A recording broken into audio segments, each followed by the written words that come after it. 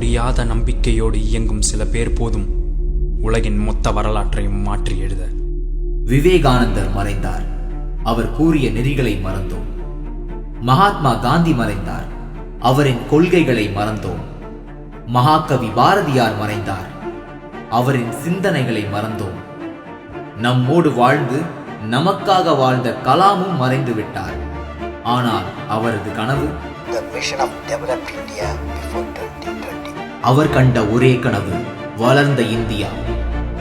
எப்படி வளர்க்கப் போகிறோம் இந்தியா என்ற இந்த மரத்தை? நீர் ஊற்ற வேண்டுமே. ஆம், வியர்வை துளிகளால் ஆன ஒரு நதியை காஷ்மீரிலிருந்து கன்னியாகுமரி வரையிலும் ஓடவிட வேண்டும். அந்த நீரையே இந்தியா என்னும் இந்த மரத்திற்கு ஊற்ற வேண்டும். இளைஞர்களே, ஒன்று சேருங்கள். நமது நேரம் அவரது பிறந்த தினமான இன்று தொடங்கிவிட்டது. 2020க்குள் வளமான இந்தியாவை உருவாக்குவோம். கரிகாலன் முடியாது என்று நினைத்திருந்தால் தமிழ்நாட்டில் கல்லணை கிடையாது. பிரிட்டிஷ் ஏகாதிபத்தியை எதிர்க்க முடியாது என்று காந்தியடிகளும் சுதந்திர போராட்ட வீரர்களும் நினைத்திருந்தால் நமக்கு சுதந்திரம் கிடைத்திருக்காது.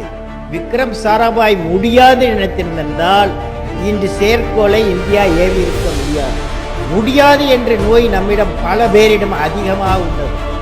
முடியும் என்று நம்பும் மனிதனால் தான் வரலாறு படைக்கப்பட்டிருக்கிறது.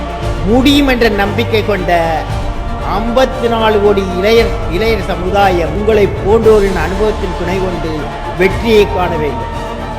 நம்மோடு வாழ்ந்த விவேகானந்தர், அப்துல் கலாம். நமது தலைமுறைக்காக போராடிய காந்தி, அப்துல் கலாம். நமக்கு வழிகாட்டிய பாரதியார், அப்துல் கலாம். மாணவர்களே, இளைஞர்களே, ஜாதி மதம் மாநிலம் என்ற வேறுபாடுகளை உடைத்து வாருங்கள். நாளைய இந்தியாவில் இணைவோம், அவர் கனவை நினைவாக்குவோம். வளமான இந்தியா 2020.